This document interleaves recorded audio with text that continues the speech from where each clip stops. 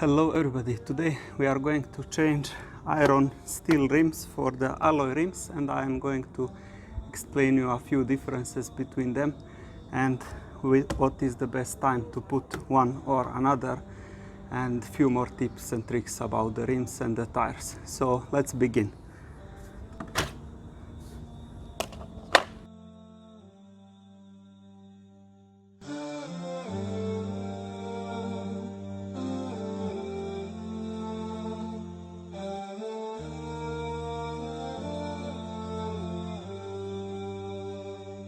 So we demonstrated how you can change quickly one tire, one rim.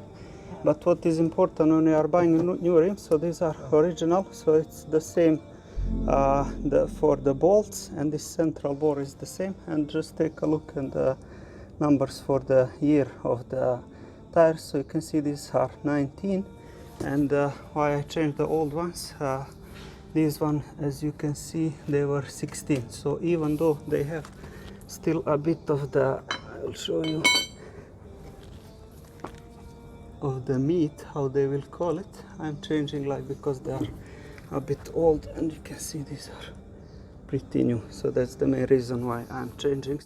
So here you can see the final look, and I'm really satisfied because these are original rims, as you can see, and everything is the same, the size of the tires and the pattern of the bolts and everything, so they fit perfectly.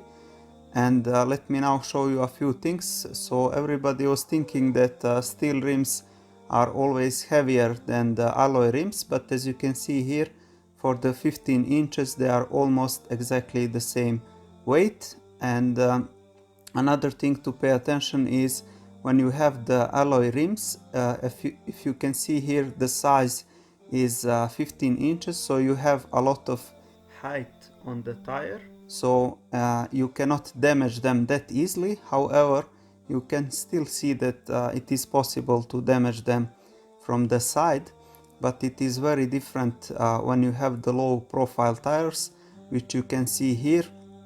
These are the low profile tires and 19 inches rims, and these are way easier to damage. As you can see here, it is big damage, really significant.